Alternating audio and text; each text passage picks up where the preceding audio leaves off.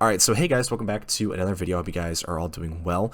Today is going to be more of an informational video talking about laptops and mainly their GPUs, talking about things that you really should know about them before you go out and buy one this holiday season or whenever you go out and buy a laptop, because there are some things that people really do need to know about their laptops. But before I get into it, guys, make sure that if you do end up liking the video, to leave a like on it. It really helps me out. It helps this video get out to other people. If you want to see more, you guys can hit that subscribe button down below.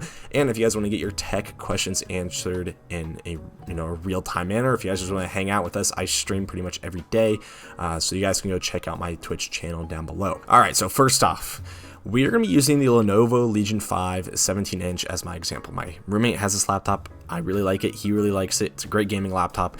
And so it's just going to be kind of our example for this one. And a lot of people are like, okay, this looks like a good laptop, reasonably priced. I think it's good. And honestly, if you just looked at it like this, you would actually be getting a really good buy for your money. But as a lot of people might or might not know, just because it's a laptop, the processors are actually going to be functionally different than what you're going to be getting on a desktop. And the 5800X is going to be pretty much the main comparative CPU to the 5800H that is on this laptop. They both have 8 cores and 16 threads. The main differences between these two are just going to be how it's configured, its boost clocks, and stuff like that. So this one has actually double the amount of L3 cache, so that's also going to give it a boost to performance compared to the 16 megabytes of cache that the 5800H has. It also has a much higher TDP of 105 watts, whereas the max for this one is about 54 watts. Depending on what manufacturer you get and how much they allot to the CPU, so that's about double the power output.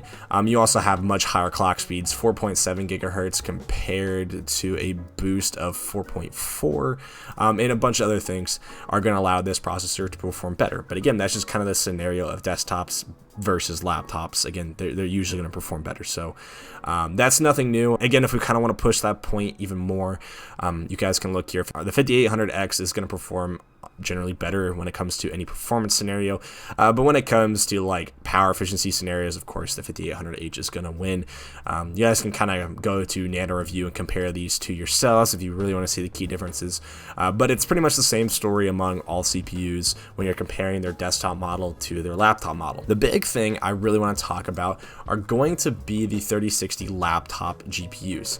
We'll kind of get into this little graph here a little bit more, but just because something is labeled an RTX 3060, a 3070, 3080, or you see something like a 3050 does not mean it's going to perform like every other 3060 or 3050, which is kind of weird, considering there are a lot of different laptops with a lot of the same processors in it, or at least it's labeled with the same processor. If you go and look at something like this 3070 and this 3070 from the Leopard and then the Razer Blade, just because these two have the exact same 3070 in it does not mean that these 3070s are going to perform the same. And we'll kind of get into those reasons here in a little bit. And it's just kind of dumb because they don't really come out and tell people what they should know about their GPUs before they're buying their laptop. And just to kind of drive home the fact of a general 3060 laptop performance level, like again, it's going to perform worse than a desktop GPU on average. Like you're probably not going to get similar performance as the desktops, just so you guys understand that. You have, again, lower power allotments and more thermal constraints when you're in that small of a form factor. So let's kind of get back to the 3060. So we are going to look at this graph that's provided to us by Notebook Check. I'm actually going to leave the link to this page down in the description below. So what's really cool about this website is that they can show you the pretty much different benchmarks that you can do on any sort of GPU, and it will show you the averages of the scores that you're going to get on those GPUs. So in a lot of these scenarios, you're comparing a 3060 laptop to a 1060 to a 3060 Ti. I understand that the 3060 Ti is not even close to what a 3060 should be. It's about 50% better than the RTX 3060 in most scenarios.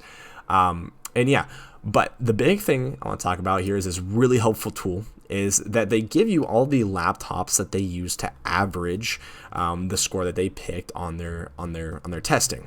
And so pretty much what they do is they go through this chart, they test the laptops, and then they mark it down in terms of the value that they scored on the test. And again, higher is better, so it goes in a descending order. And this is a really good way to display the information that I want to show you guys. And it's that just because a laptop has a 3060 in it, does not mean it's going to perform the same. So if you take a look here, the Acer Aspiro Nitro 5 has a 3060 in it, but it scores the worst value out of the entire test. And if we go down here, a Schnecker XMG Core 17, this thing scores about 5,000 more points than the other one. Again, this is a synthetic benchmark, so again, it's not going to translate completely into gaming performance, but still, that's a pretty big jump in terms of performance when you're just comparing two separate GPUs with the same exact name. So what is happening here? Well, as you guys have probably noticed, there is a difference in terms of the power that goes to these GPUs. So the Acer Aspiro Nitro, again, it's the worst one, I think, mainly because of the CPU that is with it. It's a pretty bad CPU. But when we take a look at the MSI Creator Z16, which is more of a thin and light kind of laptop, and it comes with an i7-11800H, which is by no means a bad CPU, it is still scoring at the bottom of the heap.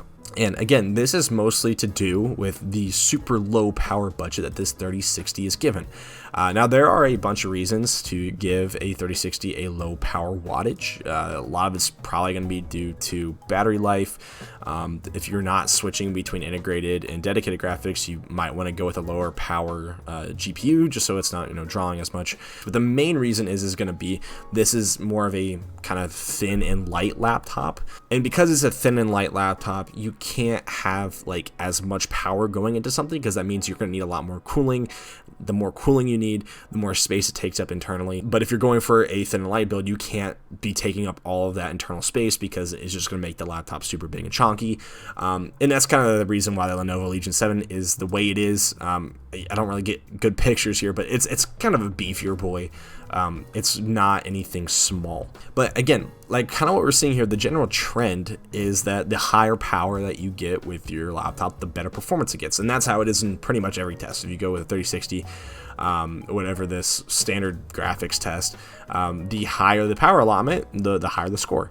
And that's pretty much how it is for every single GPU in this test. And that is also how it is for the 3070, the 3080, the 3050, and the 3050 Ti models from NVIDIA.